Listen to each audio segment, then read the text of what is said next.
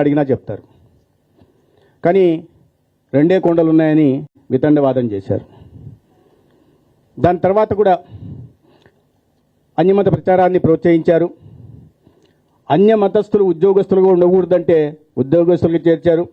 ఇవన్నిటి కూడా ఆలయ పవిత్రతను దెబ్బతీసే ప్రయత్నంలో భాగమే. దాని తర్వాత కూడా 2019-14 మధ్య మనమందరం అతి పవిత్రంగా భావించే బ్రహ్మోత్సవాల సందర్భంగా పాటించాల్సిన సంప్రదాయాల్ని ఏనాడు ఆనాడు ముఖ్యమంత్రిగా ఉన్న వ్యక్తి పాటించలేదు. అన్యమతస్థులు దర్శనానికి వెళ్ళాలంటే ఖచ్చితంగా డిక్లరేషన్ చెయ్యాలి అనే నిబంధన ఉంది. ఆ నిబంధనని ఏనాడు పాటించిన దాఖలాలు లేవు. సాక్షాత్తు దేశానికి ప్రధానమంత్రిగా రాష్ట్రపతిగా పనిచేసిన డాక్టర్ ఏపీజే అబ్దుల్ కలాం గారు దర్శనానికి వచ్చినప్పుడు డిక్లరేషన్ ఇచ్చినప్పుడు అన్యమతస్థుడిగా మరి ఆనాడు ముఖ్యమంత్రిగా ఉంటున్న వ్యక్తి కూడా డిక్లరేషన్ ఇవ్వాల్సింది. ఇచ్చిన దాఖలాలు లేవు. దాని తర్వాత కూడా చూస్తే అనేక అంశాలు ఇప్పుడే CFTRI రిపోర్ట్ గురించి చెప్పారు. 2022 ఆగస్టులో వచ్చిన రిపోర్ట్ని తొక్కిపెట్టేసి ప్రజలకు తెలియనీయకుండా తద్వారా బార్గెనింగ్ పవర్ పెంచుకునే ప్రయత్నం కూడా చేశారు. దాని వెనక ఏం జరిగిందో ఖచ్చితంగా నాయకత్వం చెప్పాల్సి ఉంది. అటువంటి ముఖ్యమైన విషయాన్ని ప్రజల్లోకి ఎందుకు తీసుకెళ్లలేదు? కల్తీ జరిగిన విషయాన్ని ఎందుకు దాచిపెట్టారు?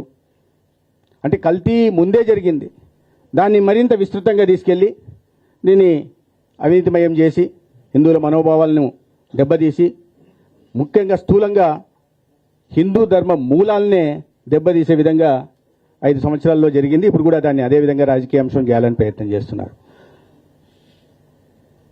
దానికి ముందు ఆనాడు ఈవోగా ఉంటున్న వ్యక్తి food safety standards authority of India ఈ బెటా సిటోస్టెరాల్ ఏదైతే ఉందో ఆ కెమికల్ను కూడా వీటిలో పరీక్షించాలని చెప్పినప్పుడు రాష్ట్రంలో దానికి ఆమోదం తెలిపి తర్వాత ఏ ఉద్దేశంతోనో మరి ఉద్దేశపూర్వకంగానే ఆ కావాల్సిన కంపెనీలకు వాటి నుంచి ఆ సడలింపు ఇవ్వడం జరిగింది, మినహాయించారు.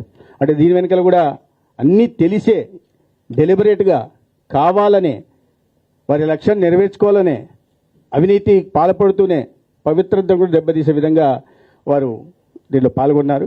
అదేవిధంగా అదే సందర్భంలో ఈ సడలింపులు అనేక సడలింపులు చెప్పారు. ఇవాళ 8 లక్షల లీటర్ల సేకరింపు చేసి ఉండాలా, చేయాలా ప్రతిరోజు అని.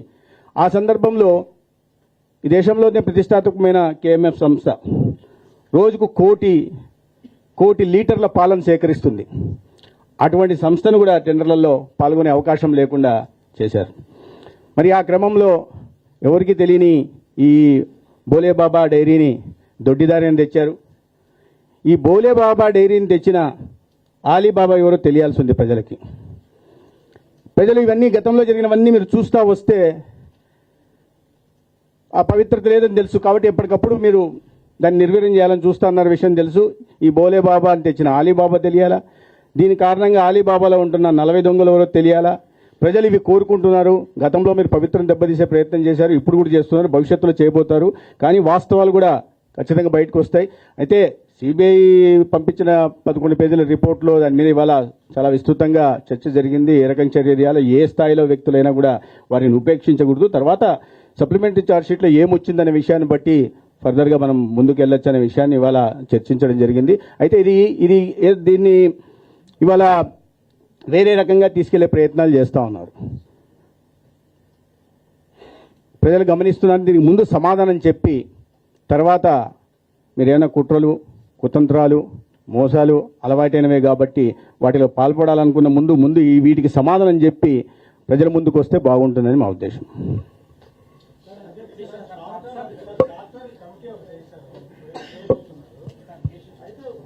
అన్నీ విని ఒకేసారి